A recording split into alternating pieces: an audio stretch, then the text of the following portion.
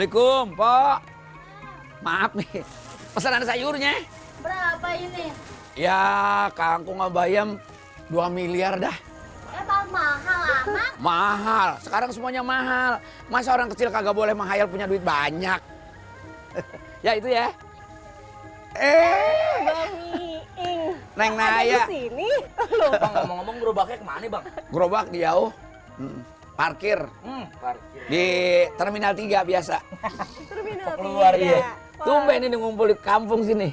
ya ini lagi bosen lihat perkotaan yang Oh, banyak. gitu Lagi ya? panas kan ya Bang ya? Iya, lagi panas.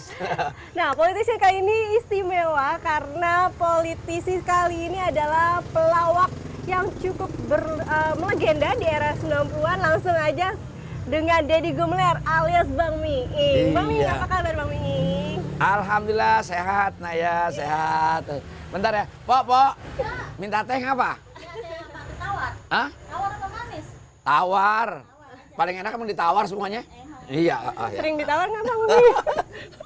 Ntar mau ditawar lagi. Iya. Bang Miing, ini sebagai pelawak bisa dikatakan sudah legend di era 90-an. Nah ini gimana awal cerita? Ini masih lucu, terus juga konsepnya bisa masih, kan dikenal juga kritis ya. Gimana Bang? Saya sih sebetulnya udah lama nggak ngelawak ya. Semenjak saya terjun ke politik kan total tuh. Nggak pernah selama 5 tahun di DPR itu nggak menyentuh dunia hiburan karena konsentrasi waktunya di situ. Bahkan dulu biasa ngantar anak ke sekolah atau ngerjain PR bareng sama anak itu selama di DPR tuh nggak keburu waktunya gitu. Kalau dia serius di situ pasti nggak keburu. Jadi fokus Sangat ya, sibuk Bang Miing? fokus ya. Oh. Nah, kecuali zaman dulu ngelawak ya udah jualan sayur terus gitu. Itu nama Miing itu dari jualan sayur itu karena jualan sayur maka namanya Miing. Gitu loh. Kalau materi-materinya itu idenya kan cukup kritis, apa juga intens baca juga perkembangan politik segala macam. Ya kan kata seniman W.S. Rendra kalau berkesenian jangan jauh dari masyarakatnya. Jadi saya memotret kehidupan sosial masyarakat gitu loh. Kayak orang-orang bilang soal Bang Miing jualan sayur terus nih kalau main di TV. Iya, tadinya sih pengennya jualan BUMN. Tapi susah.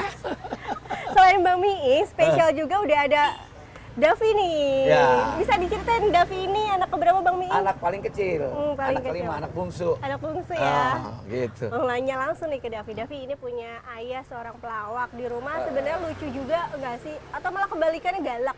Sebenarnya kalau ayah dari aku kecil ya, ayah tuh nggak galak sebenarnya, tegas tapi.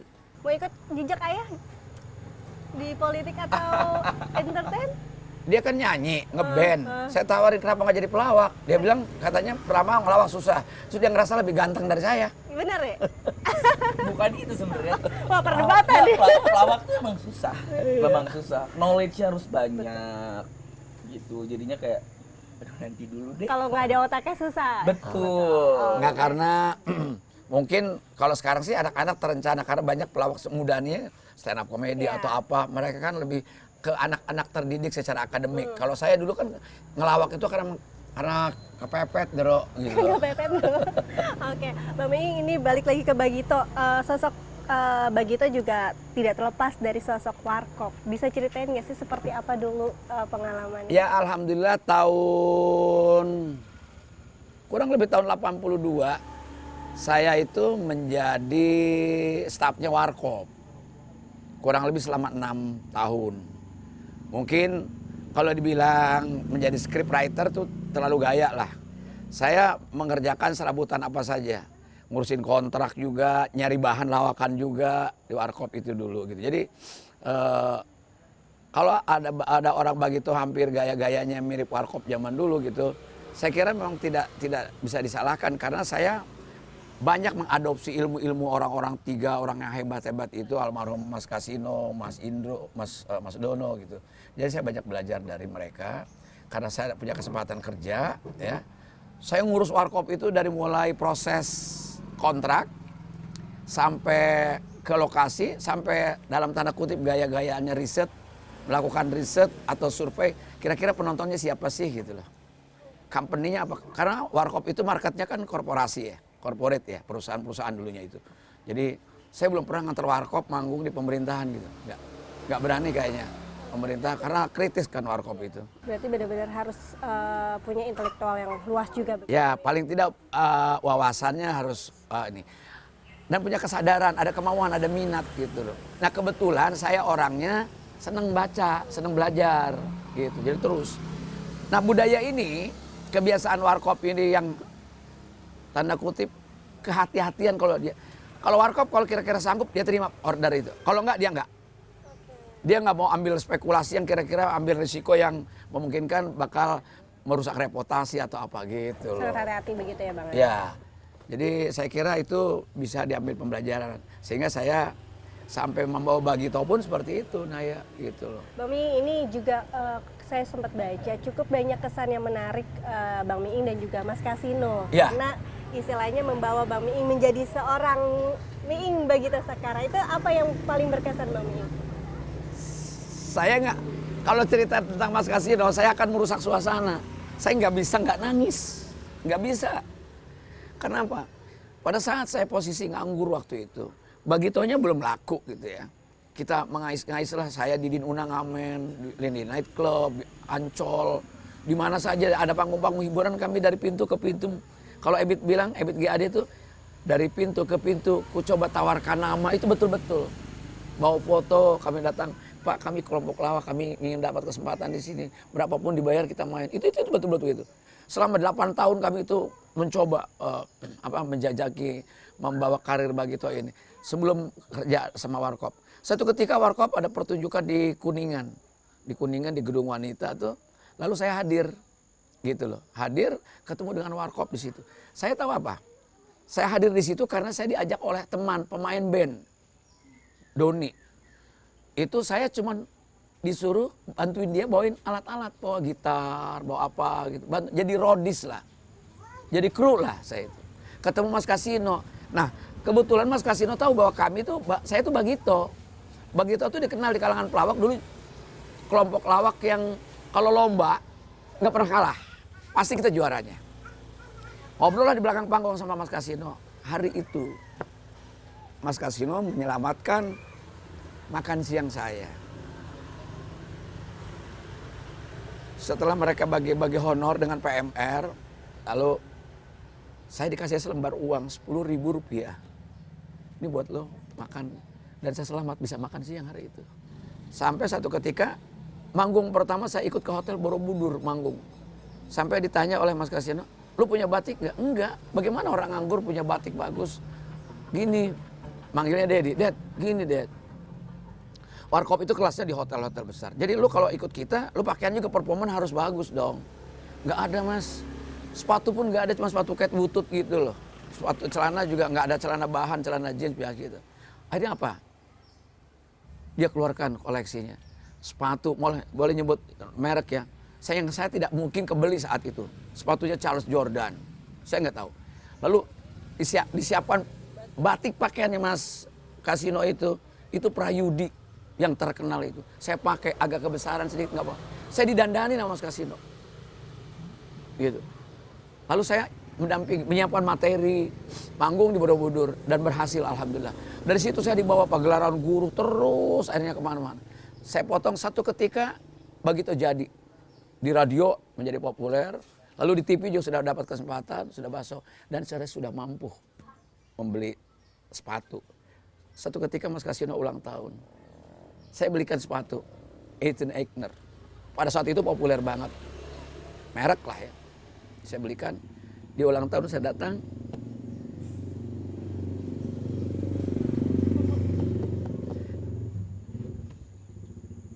dia di rumahnya,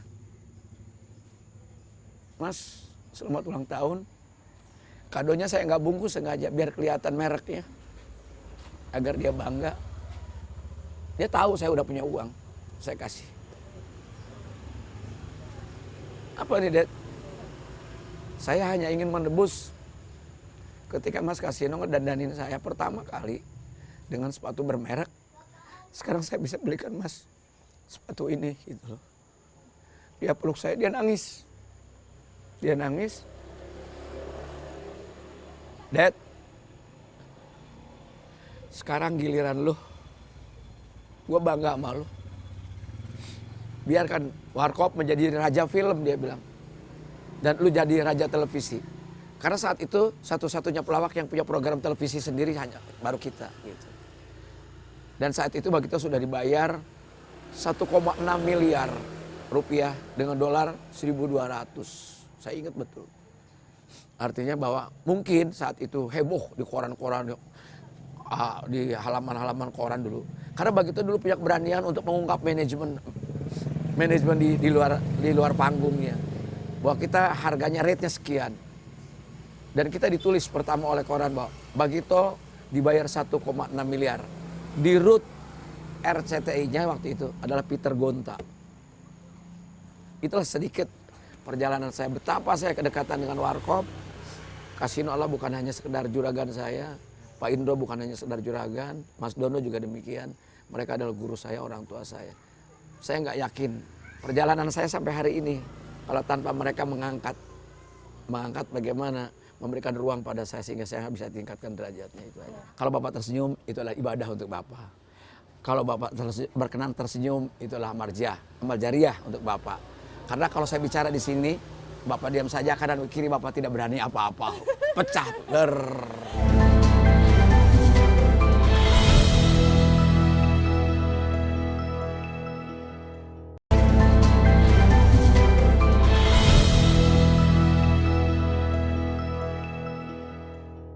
Kalau nggak salah juga sempat melawak satu-satunya pelawak di depan Presiden Soeharto.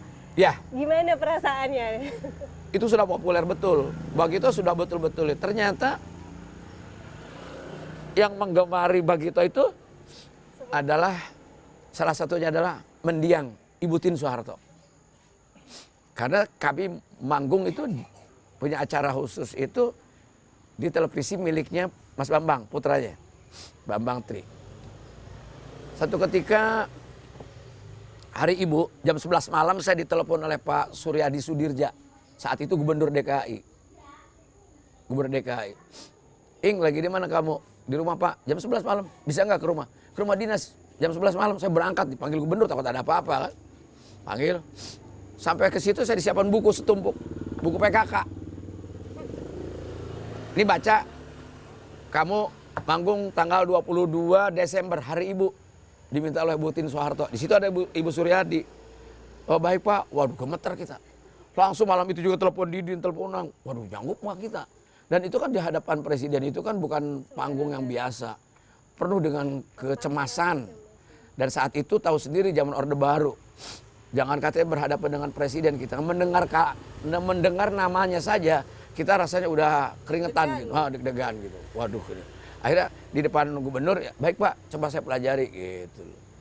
Kemudian 2 minggu kemudian itu ketuanya Ibu Yogi S. Mehmet, Ibu Menteri Dalam Negeri, Ibu Gubernurnya Ibu Suryadi. 2 minggu kemudian ditelepon kami, dibatalkan. Alhamdulillah, ternyata batal, ya kan? Nah kalau batal berarti kita tenang, tidak punya beban mental gitu loh. Nah setelah itu ya sudah. Ibu Suryadi dengan Bu Yogi S. Mehmet lapor sama Bu Tien. Bu mohon maaf, Bagito tidak bisa manggung. Kenapa? Kata Bu Tien. Tidak diperkenankan oleh protokol presiden dari Sekneg. Kenapa? Karena Bagito suka nakal. Suka satir, suka ngeritik, khawatir kesalahan lidah di depan presiden tidak baik. Apa jawaban Bu Tien? Kata Bu Tien, gak apa-apa, aku tahu anak-anak itu baik. Sekarang hari itu siapa yang berani melawan Ibu Tien termasuk Sekneg? Akhirnya kita ditelepon lagi, jadi manggung. 1 hari kejadian yang pertama itu, hari itu kita dari mulai 3 minggu sebelum manggung itu kita udah stres duluan. Diteleponin oleh protokol, nggak boleh ngomong ini, nggak boleh ngomong itu segala macam. Pak kalau gitu sulit kami. Bagaimana kalau kami pidato saja? Ya terserah saudara menerjemahkannya. Saat itu psikologis publik kan kalau mendengar suasana Orde Baru kan ketakutan, takut. Saya nggak yakin ada seniman kecuali penyanyi ya. Nyanyi tinggal nyanyi. Tapi kalau ngelawak kira-kira materi di depan Pak Harto apa ya kira-kira yang tiap pulang bisa aman gitu loh. Akhirnya apa Bang Ming? Pas sudah kejadian materi lawak apa kalau boleh tahu? Kita mengolah terus cari materi. Akhirnya saya minta petunjuk Allah lah bagaimana. Bahwa Allah berikan kecerdasan bagi kami. Ini saya mau ceritakan kejadiannya ya. Oke saya ke kamera sini ya biar jelas nih. Jadi sebelum kita masuk tuh Naya. Saya jadi orang Betawi kayak gini persis nih. Saya dari mobil udah pakai gini, pakai peci, pakai gini, pakai baju pangsi gitu. Masuk, awas, lolos. Detektor dong, pas pampres. Baru kali itu saya masuk ke pintu pakai detektor tuh. Baru kali itu. Didin sebagai anak Jakarta pakai dasi rapi, lolos. Unang itu jadi kardiman orang Jawa. Pakai keris. Kan nuit bunyi. Di stop sama pas pampres. Saudara membawa senjata tajam. Unang sok ngetop banget waktu itu. Ya bapak saya kan mau jadi kardiman orang Jawa pak. Pakai keris, kenapa pakai keris? Kalau pakai silet kekecilan nggak kelihatan. Jangan bergurau saudara. Wah Unang ciut lalu. Tahu nggak Unang bisa masuk ke panggung? Dijemput oleh Ibu Yogi S. Mehmet. Menteri Dalam Negeri sebagai ketua panitia. Baru Pak Pampres ini memang anak-anak ini mau melawak. Jadi tolong baru. Saya tidak tahu memang prosedurnya begitu, apa memang karena pas pampres nggak tahu kita. Bisa juga kan kapan nonton TV aja orang sibuk begitu. Udah masuk lah. Masuk ke belakang panggung. Di belakang panggung kita ditimpen, katanya itu ruangan untuk escape. Kalau presiden ada apa-apa dilarikannya lewat situ. Di situ ada 2 pengawal. Yang ingat betul saya Sabri Samsudin. Masih kolonel waktu itu. Yang begini duduk, kayak itu ngelonjor gitu. Di kakinya kita lihat ada pistolnya. Waduh, mata kita gini. Kita kagak lihat pistol sebelum manggung aja belum tentu lucu. Ini lihat pistol. Jadi bukan mikirin materi lawak, mikirin pistol. Jangan-jangan meledak ntar. Gitu loh. Itu betul-betul tegang. Kita waktu Pak Presiden Soeharto pidato saja, saya bilang, "Nang, dengerin presiden tuh. Unang buka gordeng gini." Di cengkew gitu. "Dek, duduk." Nggak boleh gitu. Kan tambah nyut-nyutan gitu. Waduh, mesti ngomong apa? Kita udah punya setting bahan. Didin pertama, kedua saya, ketiga Unang. Didin bilang, manggilnya Dede. Ded, lu aja deh yang ke satu. Gua nggak nyanggup. Lihat suasananya kan tegang gitu. Saya nggak nyanggup. Dede udah. Si Unang, Ded, kalau lu lucu berdua sama Didin, gua nggak manggung nggak apa-apa. Gua nggak dapat duit nggak apa-apa. Gua pulang. Gua nunggu di mobil. Itu Unang tuh gitu. Sampai kayak gitu loh. Saking takutnya. Waduh, otomatis saya yang paling tua dong. Saya nggak tahu. Penonton itu kirain hanya pejabat doang. Nggak tahu jadi atas. Ada pramuka, itu kan hari kalau acara-acara kenegaraan selalu diundang. Siswa teladan, mahasiswa teladan, dokter teladan, suster teladan, perawat teladan, ngumpul di atas itu. Dan begitu lagi ngetop. Lalu kata MC-nya Kowadun, Bapak Ibu sekalian, kali ini kita tampilkan pelawak Bagito. Gitu loh, tegas banget itu. Saya bilang bagaimana orang mau tepuk tangan game show itu, karena harus hadir sekalian saatnya kita bergembira, kita tampilkan Bagito Group gitu kan. Kita emosi kita nambah gitu. Ini kami tampilkan pelawak Bagito. Jeng. Kita tegang gitu kan. Langsung ya, akhirnya saya yang buka. Assalamualaikum Bapak Presiden beserta Ibu Negara. Kayak pidato nah ya. Bapak Wakil Presiden bersama Ibu Tri Sutrisno yang kami hormati, para menteri duta besar, kenalkan Pak saya Miing, orang Betawi yang populasinya tinggal sedikit, kegusur atas nama pembangunan. Yang di sana mah Pak Yogi sama Pak Suryadi ngeliatin saya kan tambah tegang ngeliatin gitu. Mungkin dia kamu hati-hati ngomong gitu kan gitu, takut tuh gitulah. Baik Pak. Terima kasih. Pak Harto tuh kan memang smiling general kan. Senyum. Mohon izin Pak Presiden kami boleh nggak main di sini menghibur. Itu mahal banget, ambil sapu tangan dia gini. Bangun, silakan gitu. Wah itu mahal banget secara moral buat kita kan. Saya bilang, kalau Bapak tersenyum itu adalah ibadah untuk Bapak. Kalau Bapak berkenan tersenyum itulah amal jariah untuk Bapak. Karena kalau saya bicara di sini, Bapak diam saja, kanan kiri Bapak tidak berani apa-apa. Pecah. Atau baru enak, baru pecah gitu. Pulang aman ya Mas? Pulang. Saya bilang terima kasih Pak kalau Bapak sudah tersenyum, Bapak sudah tertawa, kami pulang aman Pak sampai rumah nggak keguntur. Itu saya sebutin itu. Itulah Bagito, kenakalan-kenakalan kita. Kenapa? Karena kita selalu punya prinsip gini. Humor itu harus menjadi media katarsis gitu loh. Media atau ventilasi dari kepengapan sosial, politik, ekonomi, masyarakat. Jadi kita harus jadi representasi. Dan satu hal, bahwa kita harus menjadi alat, menjadi reflektor bagi masyarakat dalam kehidupan hari-harinya. Kayak gini di warung. Saya bisa potret, bisa angkat bagaimana mereka sulitnya bahan-bahan baku keseharian. Itu jadi materi kita. Nah, cuman konyolnya memang kita manggungnya di televisi anaknya Pak Harto dan dibayar. Tapi tetap kritik ya. Iya, tetap Nah, kritis. penasaran kan kalau dulu sering roasting ya kalau anak zaman sekarang bilang. Iya. Sekarang udah jadi politisi, apakah tetap merosting? Nah, jangan dijawab dulu Bang Miing, Oke. nanti kita jawab di segmen selanjutnya. Iya. Berarti pulang aman ya? Pulang aman. Nggak ke Guntur ya Bang ya? Pada saat saya jadi anggota DPR kelihatan saya bisa lebih galak dari orang lain loh. Ternyata lebih Ya, ternyata. galak. Nah, itu makanya saya termasuk alhamdulillah repositioning image saya dari pelawak menjadi politisi itu tidak terlalu lama. Betul. Karena serius kerja. Selama 5 tahun, Naya, saya itu tidak pernah menjamah pekerjaan di dunia hiburan.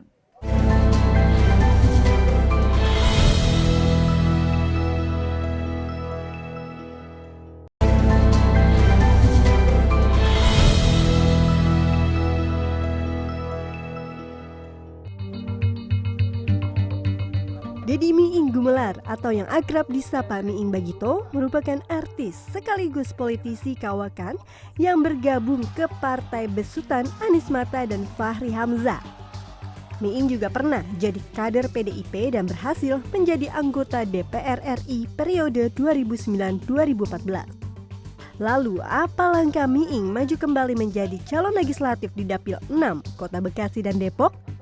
Mampukah Miing kembali ke Senayan dan memenangkan kontestasi pemilu 2024?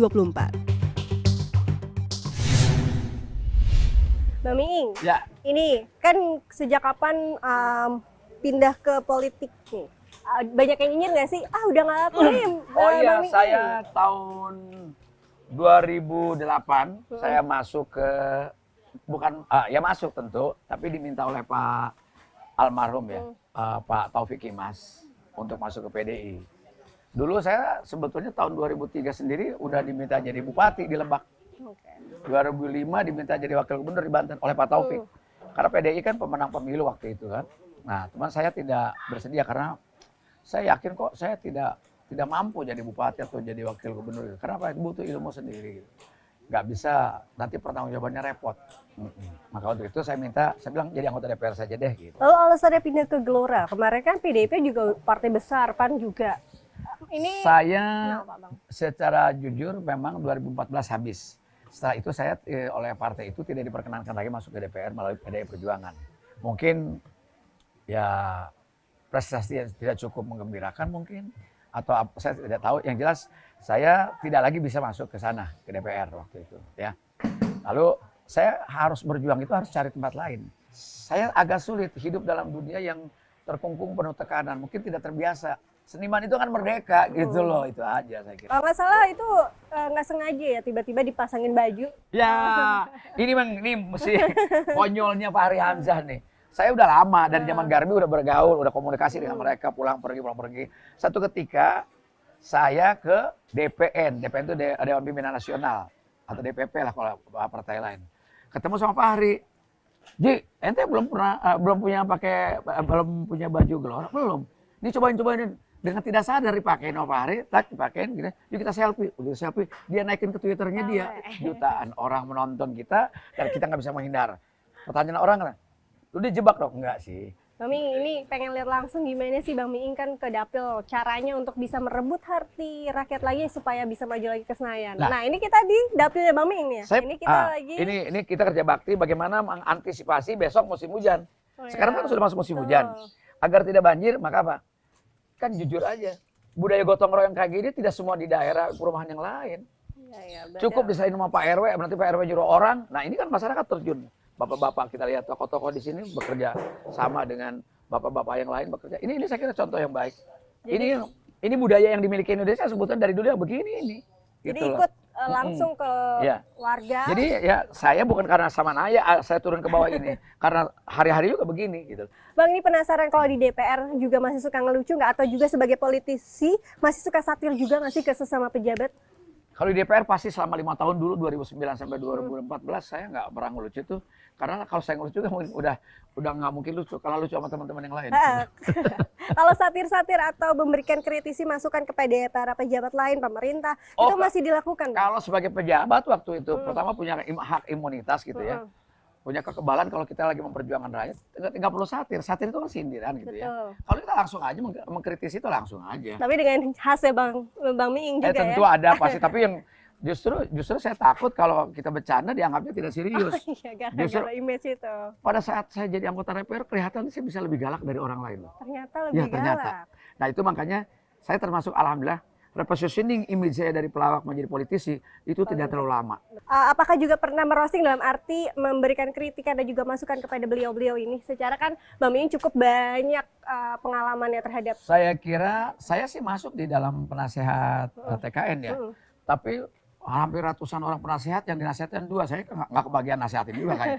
Banyak yang lebih senior yang pantas memberikan nasihat, tapi ada satu hal menurut saya kepada masyarakat yang paling penting persatuan dan kesatuan harus dijaga. Apapun pilihan kita terhadap presiden, justru saya kepengen lewat Naya ingin menyampaikan pada publik. Setiap 5 tahun sekali rakyat hanya digiring pikiran dan opininya fokus kepada calon presiden dan calon wakil presiden. Sehingga apa? Kita tertutupi bagaimana caranya mencari anggota DPR yang baik. Karena DPR nggak pernah dibahas. Wakil rakyat itu yang penting juga. Sehebat apapun, segalak apapun, seotoriter apapun besok kita dapat presiden. Kalau DPR-nya kuat, itu ada kontrol yang baik. Sekarang kalau semua fraksi semuanya membela pemerintah, berpihak hanya ada di kubu pemerintah, lalu yang kontrol siapa? Pada dasarnya anggota DPR harus jadi oposisi bagi pemerintah. Oposisi itu bukan musuh, dia melaksanakan fungsi kontrolnya. Termasuk sama media. Media kan kekuatan keempat, kayak kamu gitu. Kamu harus ngontrol gitu. Nah, tapi yang wajib adalah kita lembaga apa? Legislatif. Kalau mengacu pada Trias Politika, kita legislatif, bikin aturan dan punya fungsi kontrol selain anggaran. Pemerintah melaksanakan, yudikatif yang mengadili kalau mereka salah. Sekarang kalau semuanya ngumpul karena atas nama koalisi di pemerintahan, karena ketua partainya jadi menteri kabinet, terus nggak berani ngontrol, terus bagaimana negara? Oke. Bisa seenaknya memimpin negeri ini. Ini mungkin terakhir Bang Miing, boleh nggak kasih sedikit satir-satir ya untuk kondisi tadi wakil rakyat, pemilu dan juga para capres yang saat ini kalau bisa dibilang lagi panas-panasnya nih, lagi menuju puncak-puncaknya pemilu 2024. Aku tantang nih langsung. Ya, saya bilang gini, Apa tuh? ada 3 calon presiden di kita. Tuh. Dan 3 calon wakil presiden kita, ya kan? Penting presiden, tapi jangan salah. DPR tidak kalah pentingnya. Walaupun mungkin antar presiden dan DPR paling tidak ada hiburan. Kita lebih lucu. Walaupun dibilang DPR kadang kata taman kanak-kanak. Iya. Apapun julukannya. Hak masyarakat untuk menjuluki mereka status pada DPR karena apa? Mereka merasa memilih. Gitu ya, merasa memilih walaupun kadang-kadang dia milih karena disuap sama sembako. Oke, makasih Bang Miing. Semoga tadi amanahnya dan Makasih semuanya. tujuannya. Pokoknya apapun kita beda pilihan tidak masalah. Betul. Yang penting jaga persatuan dan Persatuan. kesatuan Indonesia agar Indonesia tetap jaya. Amin. Supaya maju, jangan ribut mulu.